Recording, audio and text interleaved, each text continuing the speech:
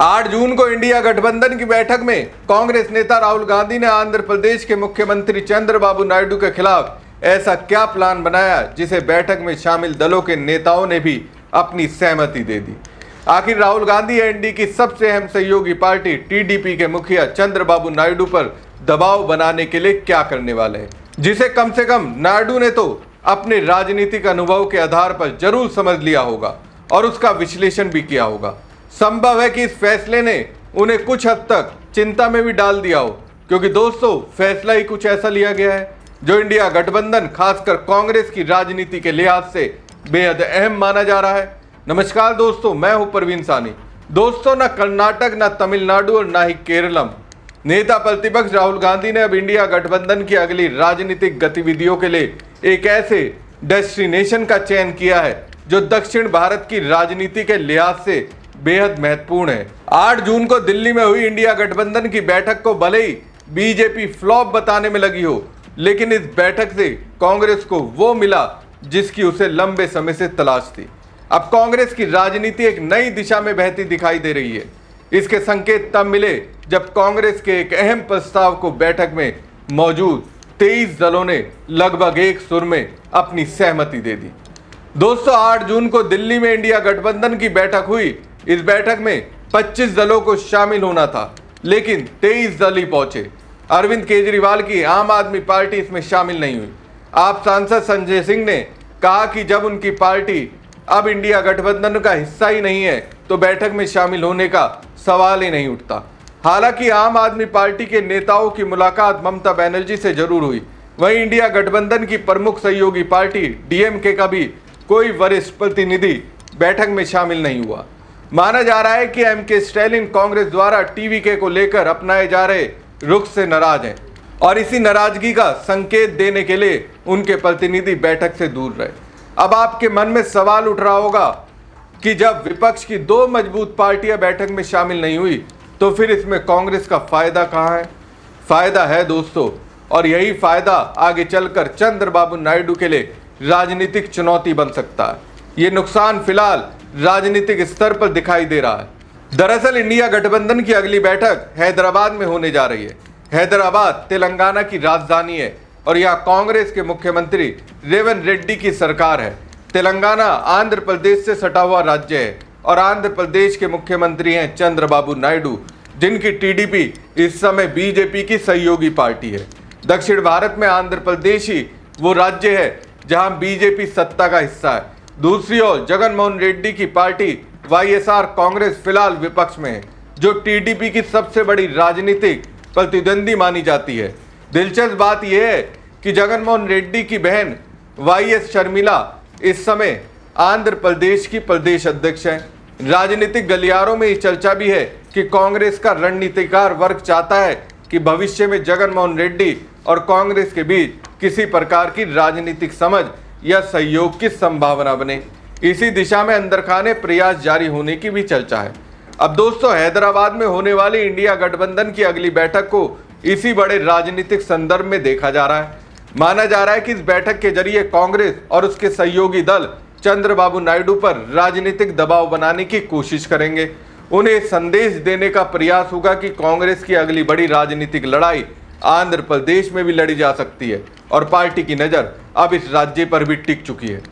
अब दोस्तों, जरा इस पूरे घटनाक्रम को राजनीतिक नजरिए से समझिए।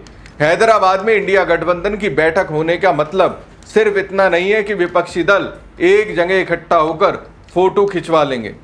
असल सवाल यह है कि आखिर राहुल गांधी ने दक्षिण भारत के कई राज्यों को छोड़कर हैदराबाद को ही क्यों चुना? इसके पीछे सबसे बड़ा कारण आंध्र प्रदेश की राजनीति मानी जा रही है, क्योंकि हैदराबाद भले ही तेलंगाना में हो, लेकिन उसका राजनीतिक और भावनात्मक असर आज भी आंध्र प्रदेश तक जाता है। यही वजह है कि जब भी दक्षिण भारत की राजनीति में कोई बड़ा संदेश देना होता है तो हैदराबाद एक महत्वपूर्ण केंद्र बन जाता है। अब दूसरी तरफ चंद्रबाबू नायडू की स्थिति को देखिए। आज वो एनडीए के सबसे महत्वपूर्ण सहयोगियों में से एक हैं। केंद्र में बीजेपी की सरकार के लिए टीडीपी का समर्थन बेहद अहम माना जाता है। ऐसे में अगर कांग्रेस को बीजेपी पर राजनीतिक दबाव बनाना है तो वो सिर्फ दिल्ली में प्रेस कॉन्फ्रेंस कर ऐसा नहीं कर सकती। उसे उन राज्यों में भी राजनीतिक गतिविधियां बढ़ानी होगी जहां बीजेपी अपने सहयोगियों के सहारे मजबूत दिखाई देते हैं। आंध्र प्रदेश ऐसा ही एक राज्य है। यहीं पर जगनमोहन रेड्डी और वाईएस शर्मिला का राजनीतिक समीकरण चर्चा में आता है। जगनमोहन रेड्डी भले ही आज विपक्ष में हो, लेकिन ये भी सच है कि उनके पास अभी भी लाखों समर्थकों का मजबूत आधार मौजूद है। 2024 के चुनाव में हारने के बावजूद वाईएसआर कांग्रेस आंध्र प्रदेश की राजनीति से बाहर नहीं हुई है। दूसरी तरफ कांग्रेस ने वाईएस शर्मिला को प्रदेश अध्यक्ष बनाकर साफ संकेत दिया है कि वो राज्य में फिर से अपनी राजनीतिक जमीन तैयार करना चाहती है। अब कल्पना कीजिए कि हैदराबाद में इंडिया गठबंधन की बैठक होती है। राहुल गांधी, ममता बनर्जी, तेजस्वी यादव, अखिलेश यादव, शरद पवार और दूसरे बड़े नेता एक मंच पर दिखाई देते हैं। राष्ट्रीय मीडिया की नजरें उस बैठक पर होती है। ऐसे में अगर उस मंच से आंध्र प्रदेश की राजनीति को लेकर कोई संदेश दिया जाता है तो वो सीधे सीधे चंद्रबाबू नायडू के लिए राजनीतिक चुनौती बन सकता है। कांग्रेस की रणनीति ये हो सकती है कि वो आंध्र प्रदेश में खुद को फिर से एक प्रासंगिक ताकत के रूप में स्थापित करे। इसके लिए वो वाईएस शर्मिला के नेतृत्व को आगे बढ़ाएंगे, बीजेपी टीडीपी गठबंधन पर हमले तेज करेंगे और ये नैरेटिव बनाने की कोशिश करेंगे कि राज्य में विपक्ष की राजनीति सिर्फ जगनमोहन रेड्डी तक सीमित नहीं है। अगर कांग्रेस इस दिशा में थोड़ी सी भी सफलता हासिल करती है तो टीडीपी के लिए मुश्किलें बढ़ सकती है, क्योंकि चंद्रबाबू नायडू की राजनीति का बड़ा आधार ये रहा है कि मुकाबला मुख्य रूप से टीडीपी और वाईएसआर कांग्रेस के बीच रहता है। लेकिन अगर कांग्रेस भी सक्रिय होकर तीसरा राजनीतिक केंद्र बनाने की कोशिश करती है तो वोटों का समीकरण बदल सकता है। यही वो स्थिति है जिससे कोई भी सत्ताधारी दल बचना चाहता है। और दोस्तों, यहीं पर एक और दिलचस्प राजनीतिक संभावना की चर्चा शुरू हो जाती है। हालांकि अभी तक ऐसा कोई संकेत नहीं है कि जगनमोहन रेड्डी इंडिया गठबंधन में शामिल होने जा रहे हैं, लेकिन राजनीति में संभावनाओं के दरवाजे कभी पूरी तरह बंद नहीं होते। जगनमोहन रेड्डी इस समय विपक्ष में है, केंद्र में बीजेपी की सरकार है और आंध्र प्रदेश में चंद्रबाबू नायडू सत्ता में है। ऐसे में अगर भविष्य में राजनीतिक परिस्थितियां बदलती हैं तो ये सवाल जरूर उठ सकता है कि क्या जगनमोहन रेड्डी राष्ट्रीय स्तर पर बीजेपी विरोधी दलों के साथ किसी तरीके का तालमेल बनाने की कोशिश करेंगे। कांग्रेस भले ही आज आंध्र प्रदेश में बहुत मजबूत स्थिति में नहीं हो, लेकिन वाईएस शर्मिला के कांग्रेस में होने से राजनीतिक समीकरण और दिलचस्प हो जाते हैं, क्योंकि एक तरफ जगनमोहन रेड्डी हैं और दूसरी तरफ उनकी बहन कांग्रेस का नेतृत्व कर रही है। ऐसे में राजनीतिक गलियारों में चर्चा समय समय पर उठती रहती है कि क्या भविष्य में बीजेपी और टीडीपी के खिलाफ विपक्षी राजनीति को मजबूत करने के लिए कोई नया समीकरण बन सकता है। यही कारण है कि मुझे ऐसा लगता है कि हैदराबाद में होने वाली इंडिया गठबंधन की बैठक को सिर्फ संगठन लेवल पर की गई बैठक नहीं माना जा सकता, बल्कि भविष्य की संभावित राजनीतिक साझेदारियों के नजरिए से भी देखना चाहिए। अगर कांग्रेस आंध्र प्रदेश में अपनी सक्रियता बढ़ाती है और बीजेपी टीडीपी गठबंधन के खिलाफ माहौल बनाने में सफल होती है तो आगे चलकर नई राजनीतिक समीकरणों की संभावनाओं से पूरी तरह इनकार भी नहीं किया जा सकता। हालांकि अभी कहना जल्दबाजी होगा कि जगनमोहन रेड्डी इंडिया गठबंधन में शामिल होंगे या नहीं, लेकिन इतना जरूर है कि राहुल गांधी द्वारा हैदराबाद को चुनने के फैसले ने इस तरह की राजनीतिक चर्चाओं को नया बल दे दिया है।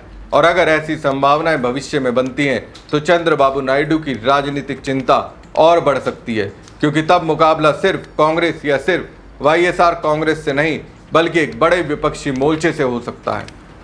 इसके अलावा एक और राजनीतिक पहलू है।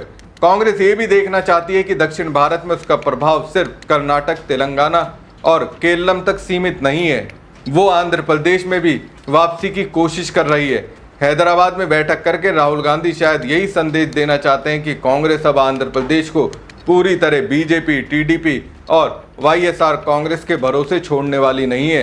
यही वजह कि हैदराबाद की बैठक का सबसे ज्यादा असर अगर किसी नेता पर पड़ सकता है तो वो चंद्रबाबू नायडू हैं, क्योंकि ये बैठक सिर्फ इंडिया गठबंधन की ताकत दिखाने के लिए नहीं बल्कि दक्षिण भारत की भविष्य की राजनीति की दिशा तय करने के लिए भी महत्वपूर्ण माना जा रहा है। और अगर राहुल गांधी इस मंच का इस्तेमाल आंध्र प्रदेश में कांग्रेस के पुनर्जीवन के अभियान की शुरुआत के तौर पर करते हैं तो आने वाले महीनों में नायडू को सिर्फ विपक्षी नेता जगनमोहन रेड्डी की चिंता नहीं करनी होगी बल्कि कांग्रेस की बढ़ती सक्रियता पर भी नजर रखनी पड़ेगी। यही वो राजनीतिक संदेश है जो हैदराबाद से निकलकर सीधे अमरावती तक पहुंच सकता है। हमारी खबर आपको कैसी लगी कमेंट बॉक्स में कमेंट करके जरूर बताएं।